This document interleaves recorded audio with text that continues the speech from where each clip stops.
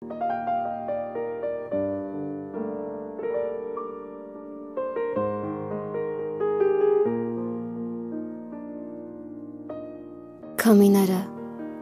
լուրեր են բերում, քամիները համբուրում են ինձ, ու ես էլ նրանց պես էլ չեմ համբերում, կբացեմ ծրարն ու դուրս կթողնեմ ինձ, ու ես կդառնամ կյանքում ավետիս, ու բոլոր կետերում այս մեծ աշխարհի, թե լսես ինչ-որ լուր բարի, իմացիր հաստատ, որ դա էլ ես եմ, հիմա քամի եմ, ազատ եմ հիմա, քամիները լուրեր են բերում, քամիները համբուրում են ինձ, գուցե իմ քամին էլ հիմա հենց դու ես։